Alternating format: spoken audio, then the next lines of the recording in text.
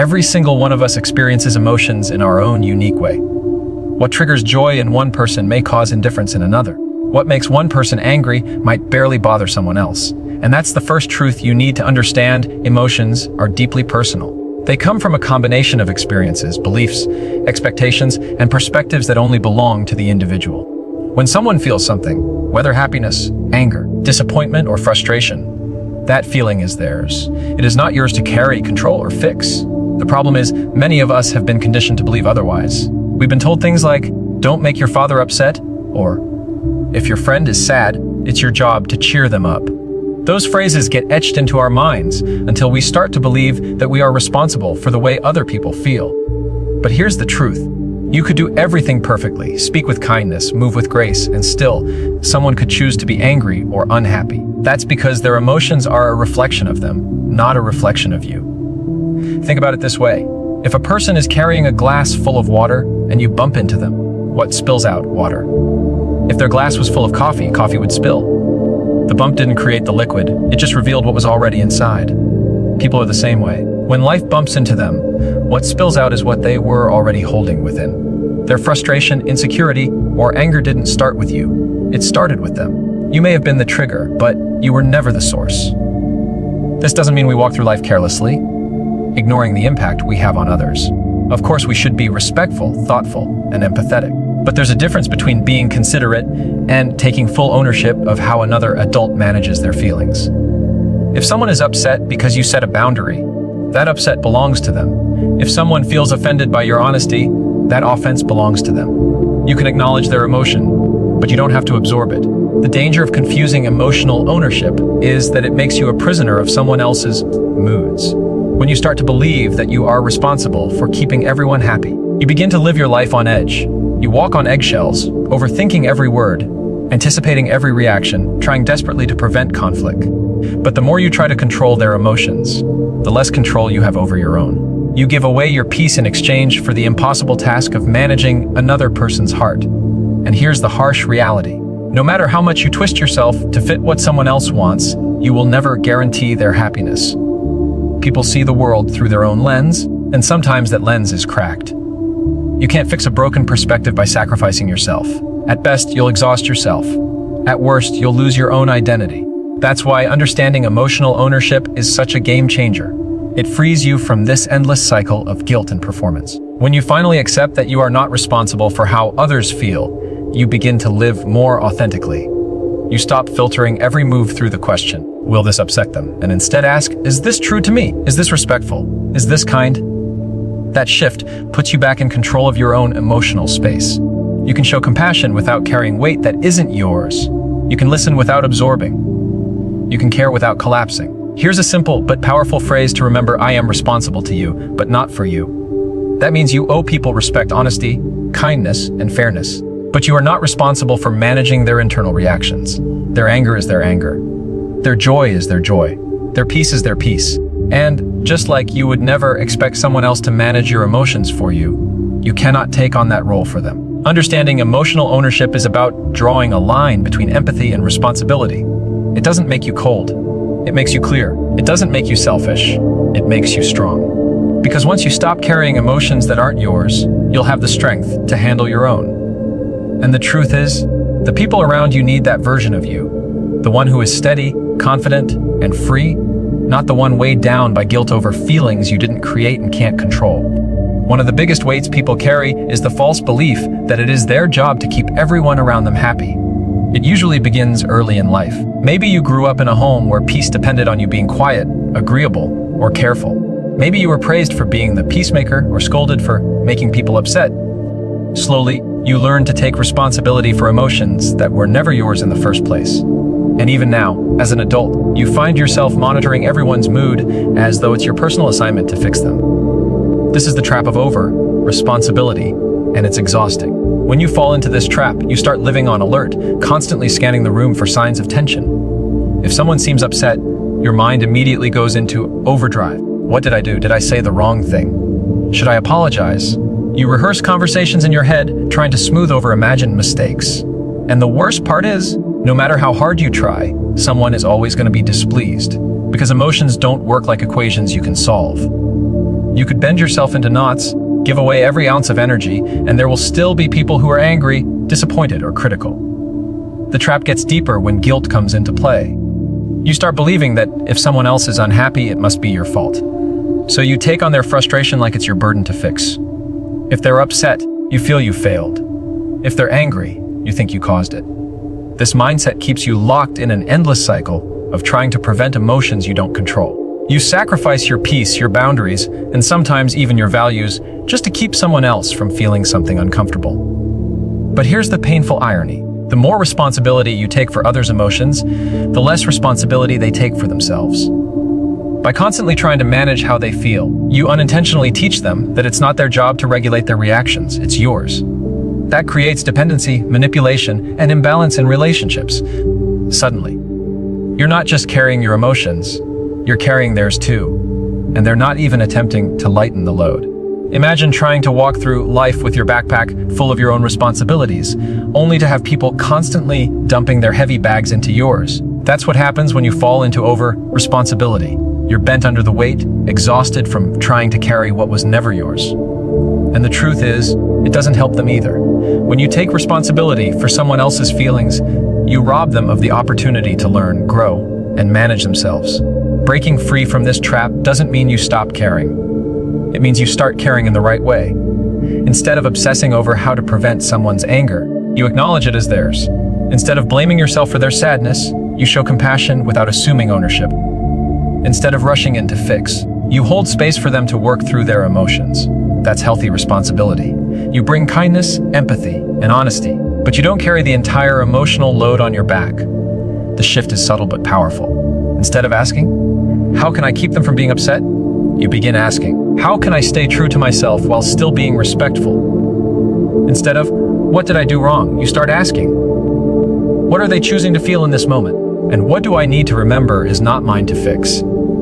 That change frees you from the constant anxiety of trying to engineer outcomes that aren't even in your control. It's important to understand that responsibility doesn't protect relationships, it slowly destroys them. When you're always trying to manage the other person's emotions, resentment builds. You feel drained because no one is looking out for your well-being. You feel unseen because you're constantly suppressing your own feelings to protect theirs. And eventually, the relationship becomes one-sided, with you playing the role of caretaker instead of equal partner.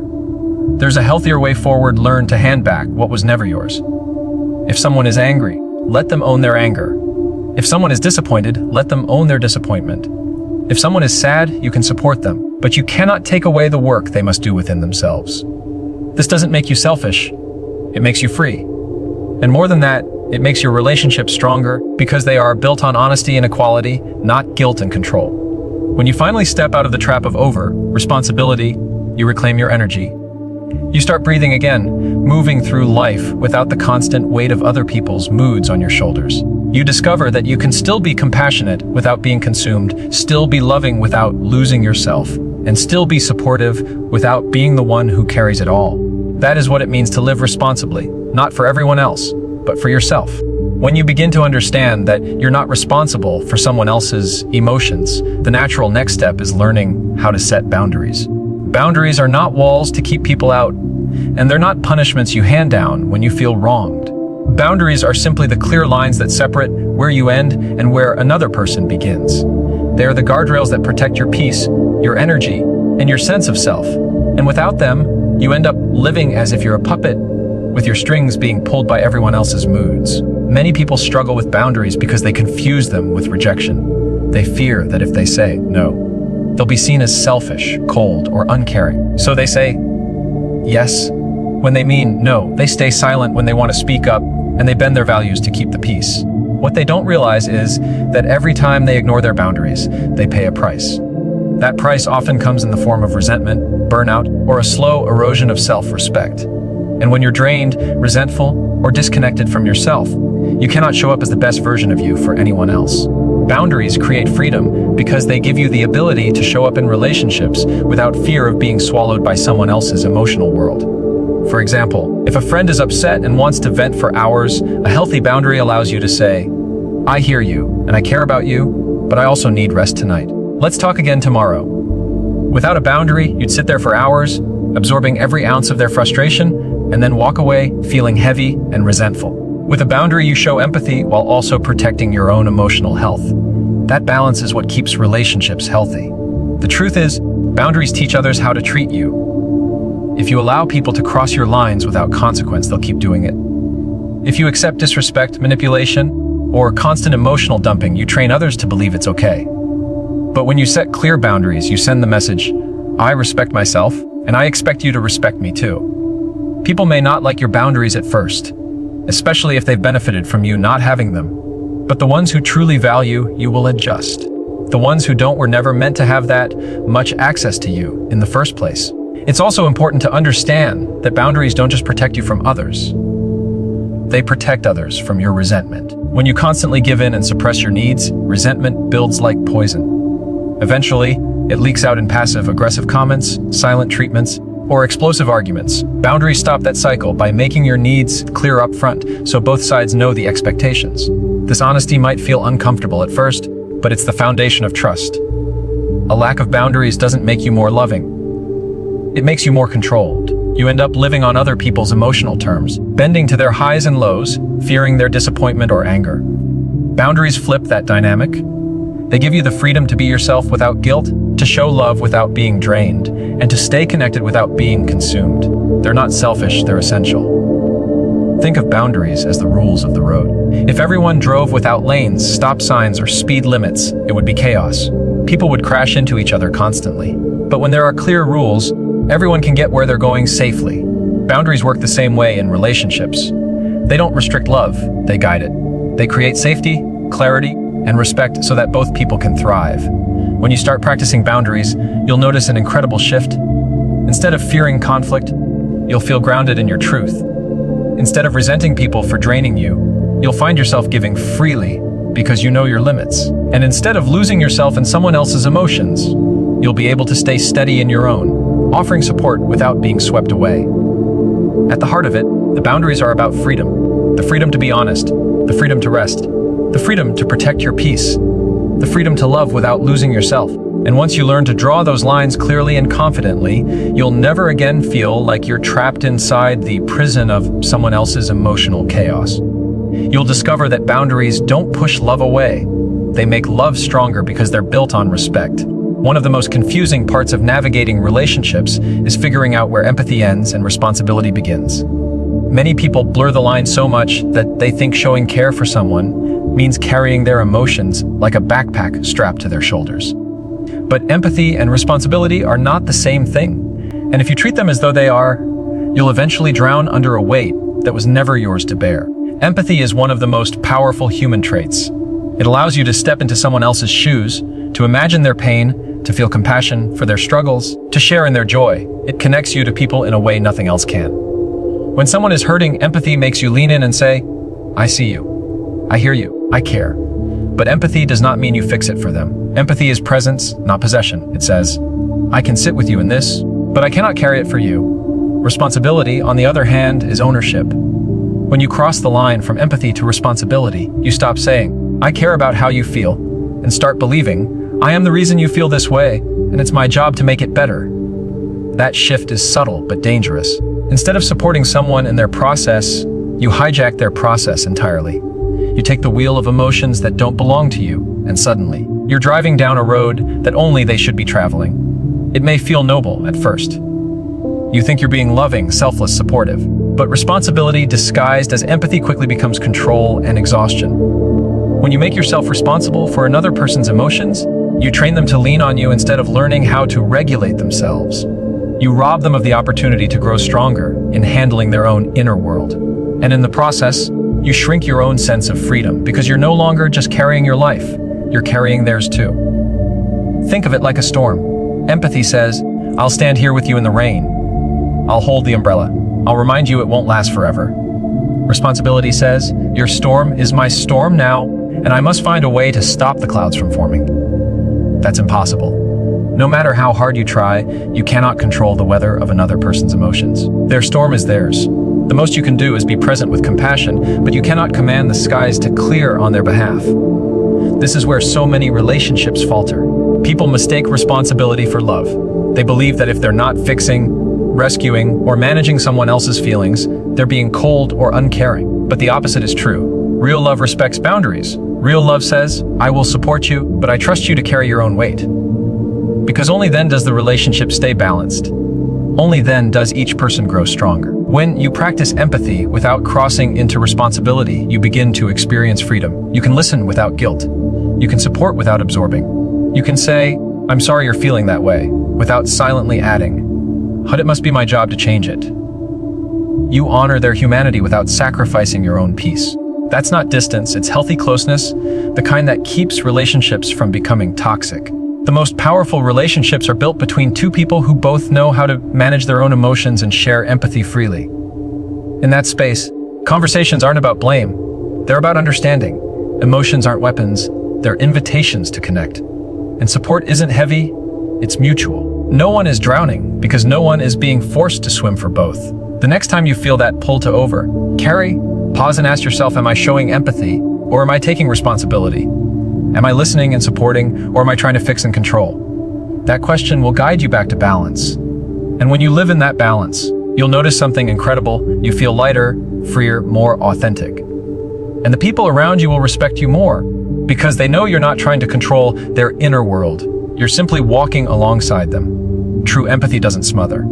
It doesn't steal. It doesn't burden. True empathy says, I am with you, but I am not you. I care deeply, but I cannot carry what is yours. That's the line. And once you learn to stay on the right side of it, you will never again confuse compassion with responsibility. You'll understand that love is not about losing yourself in their emotions. It's about standing strong in your own, while extending your hand to walk with them through theirs. Guilt is one of the most powerful tools people use to control others. It sneaks into relationships quietly, often disguised as care, loyalty, or love. But at its core, guilt-driven manipulation is about making you feel responsible for emotions that do not belong to you. The moment you take the bait, you hand over your freedom, and suddenly, you're living your life to ease someone else's discomfort rather than honoring your own truth. Manipulation thrives on guilt because guilt creates an immediate reaction. The moment someone says, if you really love me, you would do this, or I guess I don't matter to you, or after everything I've done for you, this is how you treat me. Your mind instinctively wants to defend itself. You feel cornered, and to escape that uncomfortable feeling, you often give in. That's exactly the trap manipulators set. They don't need to force you, they just need to make you feel bad enough that you willingly surrender your boundaries. The danger is that guilt doesn't just make you act. It reshapes how you see yourself. Over time, you start believing you're selfish for saying no, cold for protecting your time, or uncaring for not taking responsibility for someone else's emotions. You begin to define your worth based on how happy you can keep others, instead of on your own values and integrity. This is how manipulation works. It doesn't just control your actions, it rewrites your identity. But here's the truth. Love built on guilt is not love at all. If someone requires you to sacrifice your peace, abandon your needs, or constantly feel indebted just to earn their approval, that's not a relationship, it's control. Real love is free. Real love is a choice. Real love celebrates boundaries because it understands that respect cannot coexist with manipulation. Manipulation thrives especially when you don't realize what's happening. It's subtle. A sigh, a disappointed tone, a passive-aggressive comment. All these are ways people try to place their emotions in your lap. And because you care, you pick them up, believing it's your duty to fix it. But the more you carry, the heavier you become. Before long, you're walking through life dragging burdens that aren't yours, while the manipulator simply watches, relieved of responsibility for their own feelings. This is why understanding guilt is so important. Guilt has two faces, healthy and unhealthy. Healthy guilt happens when you violate your own values, when you say something cruel, break a promise, or act in a way that betrays your character. That kind of guilt is a signal to make amends and realign with who you want to be. Unhealthy guilt, on the other hand, is what others put on you to control your choices. It's not about your integrity, it's about their expectations. And carrying unhealthy guilt is like walking with shackles. It keeps you tied to a life that isn't authentically yours. The key to breaking free is learning to pause when guilt shows up. Instead of reacting immediately, ask yourself, is this guilt coming from me violating my values, or is it being placed on me because someone else doesn't like my boundary? That single question can change everything. Because once you identify guilt as manipulation, its power begins to fade. The truth is, people who manipulate with guilt often do so because it works. The moment it stops working, they're forced to confront their own emotions instead of dumping them on you. This is where your strength lies. Not in fighting them, not in over-explaining yourself, but in calmly standing firm in your boundaries. You don't need to defend your right to peace. You don't need to justify protecting your energy. You only need to refuse to carry what isn't yours. When you no longer bend to guilt, you reclaim your life. You stop saying yes when your heart is screaming no. You stop letting other people's storms soak you to the bone. You stop living under the constant pressure of someone else's disappointment. Instead, you live from a place of freedom where your choices align with your values. Your yes means yes, and your no means no. And here's the beautiful part. When you rise above guilt manipulation, you don't just free yourself. You force the people around you to grow.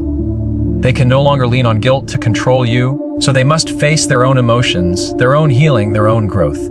That's what true relationships are built on, not control, but responsibility, not guilt, but respect. Guilt is a chain, but it only holds you if you grab it.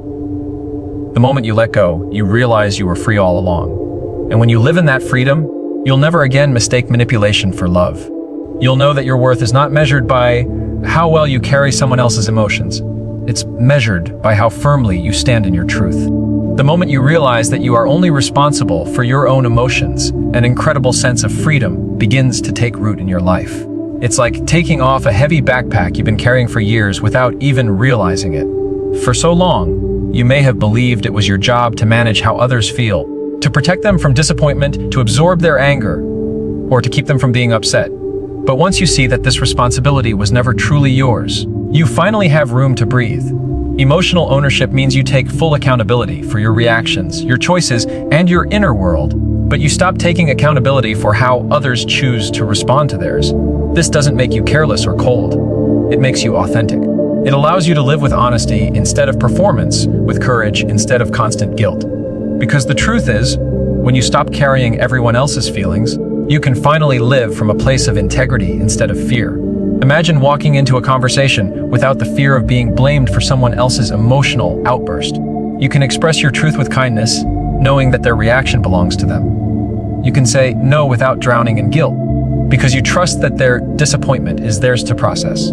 You can even hold space for their emotions without letting them define your own. That kind of freedom is powerful. It allows you to stay steady even when others are in chaos. And here's the beauty: emotional ownership doesn't just free you, it frees others as well. When you stop taking responsibility for how people feel, you hand them back the gift of growth. They are forced to sit with their own emotions, to confront their own patterns, to do the work of self-awareness that only they can do. As long as you keep carrying it for them, they never have to. But when you step back and hold your boundary, you invite them to grow into emotional maturity. That's not abandonment, that's empowerment. Living with emotional ownership also changes the way you see conflict. Instead of fearing arguments or disagreements, you begin to view them as opportunities for clarity. You no longer see someone's anger as proof that you failed, you see it as information about where they are emotionally. You don't collapse under guilt or scramble to fix it. You stand steady, knowing that your job is to speak with honesty and compassion, not to manipulate the outcome of how they feel. This doesn't mean you stop caring. It means you start caring in a healthier way. True empathy is sitting with someone in their pain while still knowing it's not your pain to carry. True love is offering support without erasing yourself in the process. When you live this way, your relationships become lighter, freer, more balanced. You no longer feel drained by constant emotional caretaking because you've learned the sacred balance between compassion and responsibility. And with this freedom comes confidence. Confidence to trust your own voice, to live by your values, to stop apologizing for existing. When you no longer measure your worth by how others feel about you, you stop living like a mirror reflecting their moods and start living like a lighthouse, steady, grounded, shining regardless of the storms around you. That's what emotional ownership creates: a self that is unshakable, a self that is not chained to the unpredictable tides of someone else's feelings. The truth is, freedom doesn't come from controlling how others react. It comes from releasing the need to. It comes from understanding that your peace, your joy, your stability do not depend on whether someone else approves of you or agrees with you. They depend on how firmly you choose to stand in your own emotional truth. This kind of freedom is not selfish, it's liberating. It's what allows you to give love without fear, to set boundaries without guilt, to walk away from manipulation without hesitation. It's what allows you to be fully present in your life because you're no longer living as the manager of everyone else's inner world. You are living as the owner of your own. So the next time you feel tempted to pick up responsibility for someone else's emotions, remind yourself that weight is not mine to carry. Their feelings belong to them. My feelings belong to me. That clarity is what will set you free. Because at the end of the day, freedom is not about controlling the storms around you. It's about knowing you don't have to absorb them. It's about standing tall in your truth, owning your emotions, and letting others own theirs. That is where true peace begins. At the heart of it all, the lesson is simple but life-changing. You are not responsible for how other people feel. You are responsible for your words, your actions, and the energy you bring into the world. But their emotions belong to them. For too long, many of us have lived like emotional caretakers, absorbing guilt, bending our boundaries, and confusing empathy with responsibility. That cycle leaves us drained, resentful, and disconnected from who we really are. But the moment you learn to separate empathy from ownership, everything changes. You begin to love with honesty instead of fear, to care without being controlled, to support without losing yourself. Boundaries stop feeling selfish and start feeling like freedom. Guilt stops being a weapon and becomes a signal you can examine with clarity instead of shame. Manipulation loses its grip because you refuse to carry what isn't yours. And in its place, a new kind of strength rises, the strength of emotional ownership. When you live from this place, you stop being a mirror reflecting everyone else's moods, and you start being a lighthouse, steady, grounded, shining no matter the storms around you. You can walk into any relationship, any conversation, any challenge with the confidence that your peace is not for sale. You can hold compassion for others without sacrificing your own stability. You can finally breathe, knowing you don't have to fix, rescue, or carry anyone else's inner world. And that is the freedom you were always meant to have. The freedom to love without fear. The freedom to set boundaries without guilt. The freedom to stand in your truth and let others stand in theirs. So remember this, their emotions are theirs. Your emotions are yours. And in that separation lies the doorway to the strongest, healthiest, and most authentic version of you.